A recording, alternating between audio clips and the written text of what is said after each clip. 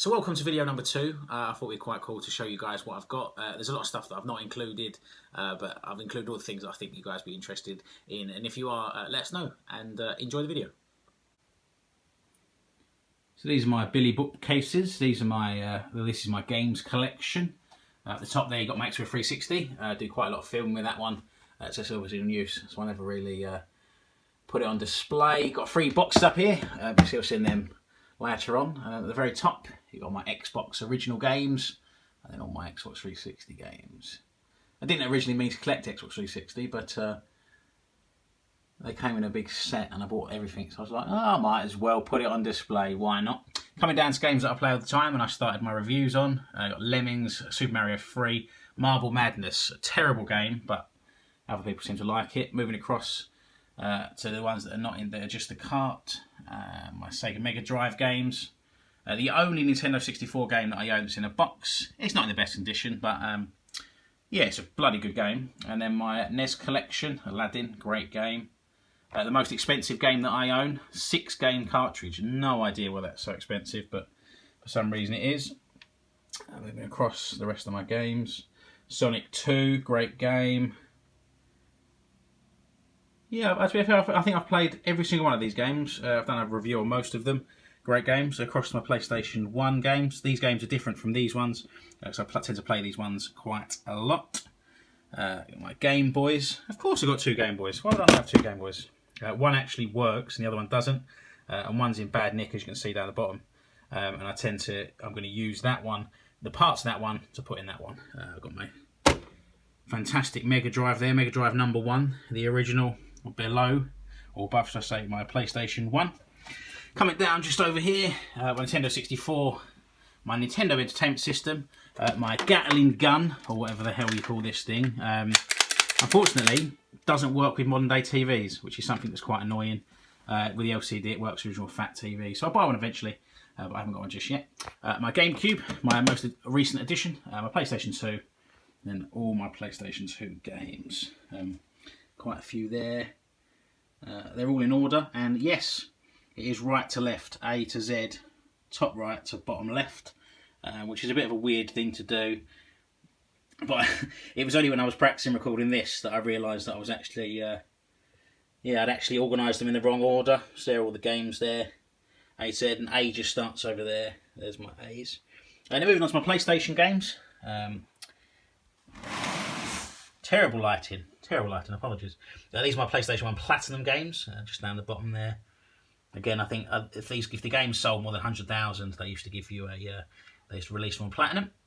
Coming across to Alien Trilogy, great game. 007, great game. All my PlayStation 1 games. Now I have to stand up and do this because I can't do this in 2 parts. There you go. Resident Evil 2, great game. Moving across, these are all my discs for my PlayStation 3. My PlayStation 3 discs. I'll explain more later on, but yeah, got quite a few PlayStation 3 discs, haven't I? Going across, Heart of Darkness, great game. Hot Wheels, Harry Potter. Egypt 2. I didn't even realise there was an Egypt 1, but Egypt 2 just there. Going up to Descent 2, no idea. Celebrity Deathmatch, that's an awful game. So they're my PlayStation 1 games. And yeah, that's my a quick view of my collection. So these are them boxes that are above my games collection. Now, most of them are empty, apart from this one. I've got a couple of controllers in it, magazines that came with the game, a Sony Ericsson W800i, a great phone, absolute great phone, terrible camera, quite heavy, really bulky, but yeah, I use this every so often whenever I can't be asked to use WhatsApp. Yeah, got my controllers and bits and bobs in it. And I'm kind of going from this, in a sense of organisation, to moving on to what's in the box. Ooh. This is what I moved to. I'm quite organised. Well, I'm not organised. Anyone that knows me will say I'm not organised at all. But I'm quite organised when it comes to my games. This is my PS3 bag. So every bag has got a games console, wires in it, and bits and bobs. There's my hard drive and stuff. So if you want to play the Mega Drive, you just grab that bag, and then you can play the Mega Drive. My favourite bit is I've actually got a bag for bags and pens. Yeah, I know, how sad am I? But yeah, so I've got my HDMI cables in there. So if you want to play a console, you grab the matching bag, grab the console, plug it in and play. So these are all the other games that I have that I haven't got enough space to put on my my Billy bookcase. So I'll just go through of them. My Nintendo Wii games. I do not own a Nintendo Wii, so if you've got one you think, oh, you know what, I'm going to buy him one, you know, send it to me. Drop me a message, drop me a DM. Got Nintendo GameCube games. I've only got 2. It's one of the smaller collections I own, but I only recently bought the console. My PlayStation 3 games. These are the only ones that I own that are actually just in their case. I went for a phase a couple of years ago of just throwing away the case and keeping the disc. I was doing a lot of travelling at the time, so it was just easier rather than carrying the bulk of the cases, which annoys me. I should have kept them, but, you know, life is. PS4, Assassin's Creed, the best of the series in my honest opinion. And then, of course, my PlayStation Platinum games, which I believe it was 100,000. If a game sold 100,000 or more worldwide, they got their own Platinum. And then my PSP games, so Dirty Sanchez. I watched that movie quite a lot. Great film. And this is one of my favourite things that I own, actually. This is the retail version of Speed Freaks. It's from Blockbuster. Obviously, Blockbuster no longer exists. So this is a retail disc. God forbid, or God knows to say, how many people actually touch that disc. But yeah, it's a cool piece of kit. Up here, we do have a Nintendo NES Alien 3 controller.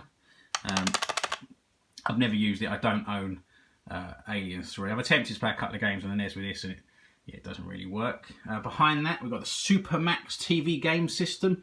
This is a bit of a weird one. My sister got me this for me. And it's the most fun possible on your TV. And there's a couple of games, and yeah, it's a good bit of fun. I've not heard of any of them games, but you know, it's a good bit of fun. Coming around to the front, we do have the multi-tap, the PlayStation 1 adapter. I actually bought this so my mates come around and we could play Crash Bandicoot Team Racing. And then Boris Johnson said it was lockdown, so not used this yet, but I've got friends, so you know, good. There's a terrible box of my PlayStation Sport. My PlayStation iToy Sport.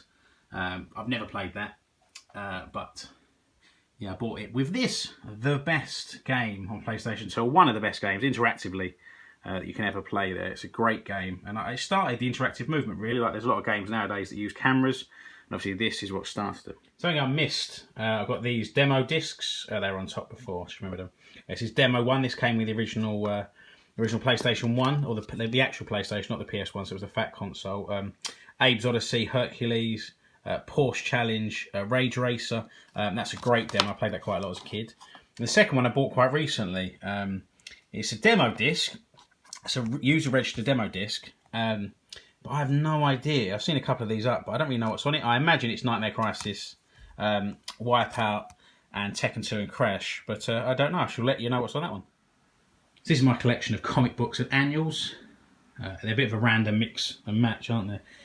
This one's Thunderbirds, the comic, released the 2nd of May, 1992. We've got 2000 AD, released the 2nd of May, 1992, just over there. Cage, this is from the States, I actually bought this a couple of weeks ago. Released the 2nd of May, 1992.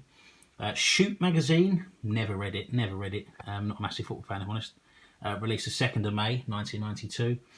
The Beano comes out every Thursday, but this one was released on Saturday. Released the 2nd of May. The Dandy, unfortunately, didn't come with a refresher bar. That's so annoying. To be fair, it was released on the 2nd of May, 1992, so it's almost 29 years old, so I wouldn't be surprised if it had gone off a little bit. The Beezer and Topper, no idea. But these magazines were released on the day that I was born. I was fairly lucky to be born on a Saturday. So obviously all these released on Saturday. Looking for a couple of my annuals. The 1992 Thunderbirds annual, Sooty, Red Dwarf, great show, very underappreciated in my honest opinion. And of course the Simpsons 1992 annual. So it's just a small part of my weirdness. So even though I'm not the biggest fan of football, I'm not really a football fan at all if I'm honest with you, but I'm a big fan of West Ham. So this is my collection of theirs. This is a 1964 FA Cup final programme where West Ham beat a Preston North End. And moving across to the 1975 FA Cup final programme where Alan Taylor beat Fulham. 1980 FA Cup final programme where this legend scored a header against Arsenal. We won 1-0. I've got an official match day ticket from that game. £16, like 150 quid to see a game now. £16 there. That's an official ticket and I pay far too much for that ticket.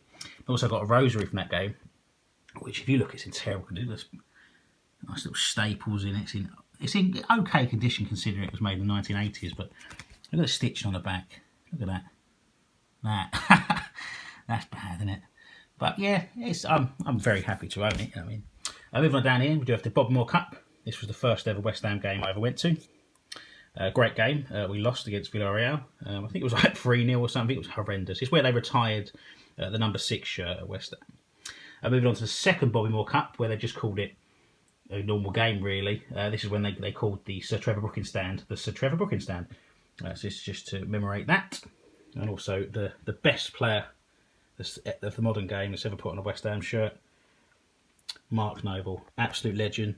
And my most proudest moment, or my most proudest thing that I own, is my 1992 West Ham shirt. Again, I paid far too much for this bloody thing. But yeah, 1992. It will fit me one day. Unfortunately, it's a medium, and that day is not today. Yeah, so that's my West Ham. This is just some of the memorabilia that I own. First and foremost, I start with the hideous photo of me. I met Joe Pasquale. He was in Cinderella, like this show, a couple of years ago, and I got a nice little photo of him. Bloody hell, look at that. Look at that ugly mug. Look at that ugly mug. Moving across to Sean Bean. My dad got an autograph of Sean Bean. I imagine he thought TJ was a girl because he signed it with a big kiss, but yeah, love it. Love it. Moving on down, a nice little message from Shane Ritchie there when I met him a couple of years ago. And yeah, I've got a beer mat here signed by Mr. Tommy Cooper. That's what he looks like, just in case you didn't know. And I bought this off a lady who used to work at Teddington Studios. Well, sorry, she used to work in a pub opposite Teddington Studios. And he signed the little beer mat there. It's been signed by someone else, but for the life of me, I have no idea who that is. Moving across over to here, we do have a fantastic message from a Mr. Charlie Bronson, or Salvador, I think his name is now. I sent him a message and said what book to recommend, and he recommended the Craze and Me. Great little read. Moving on down, Jay McGee, one of my all-time favourite comedians. Bob Anderson, I played a game of darts with him. Must have been about 10 at the time. They were doing 1,001. It was a local pub, and yeah, I played him, and yeah, it didn't end well. He beat me by quite a lot. And then finally, just over there, we do have a Roy Chubby Brown autograph. I met him a couple of years ago. Top guy, absolute top guy. And finally, one of my favourite things that I own, actually, this is a book that I used to write sort of stand-up and jokes and stuff in it. And I got a lovely message from Mr. Stavros Flatley there to TJ. You were shit, we were great. Love you, Stavros Flatley. Absolute top guy, absolute top guy. This is actually the book that I used to write jokes and bits and bobs in it. So he actually read quite a bit, and he gave us positive feedback. So I'm quite... yeah, really happy with that one, but that's just a small part of my collection. If I find any more, I shall include it in this video. So I'm quite lucky when it comes to travelling. I've travelled to quite a few different countries, and quite a chunk of Australia, and obviously getting a job on a cruise ship seriously helped with racking up the places that I visited, or the countries that I visited. So I try my best to collect a postcard everywhere that I've been. I attempted this, and I'd say about 80% of the time, or 80% of the ports, I've got a postcard from it, but there's a few places that I haven't, mainly the Caribbean. That's because they have rum in the Caribbean, and in the Med it's more coffee shops. And yeah, so I thought I'd collect a postcard in every port we went to, so I did, and now I've got maybe 50 postcards. I don't really know what to do with them, if I'm truth be told. I can't get rid of them because they're memories, but you know, what do you do with our postcards? If you do know what I should do with them, yeah, write in the comments, because I genuinely don't know what to do with them. This is one of my favourite things that I own. This is a 1954, I believe, 1952, 1954, Sooty Junior xylophone, obviously made by Harry Corbett, the inventor of Sooty, who gave it to his son Matthew Corbett. That's when I fell in love with that silly little puppet. And yeah, it normally has strings that go up and down here, so they sit on strings, but obviously this thing's nearly 70 years old, so they've perished. And there used to be, at the top up here, a piece of paper that used to tell you the notes to play if you wanted to play the Sooty intro. But obviously they've disappeared. But yeah, here's a random little quirky thing that I own. So that's my random collection of stuff. I hope you enjoyed the video. And just think of the lights, not the little lights as well. They're quite cool. They cost me more than I should have. They cost me a lot more than I should have paid for them, but I quite like them. They're nice red and they change colour. I hope you enjoyed the video, and see you next one.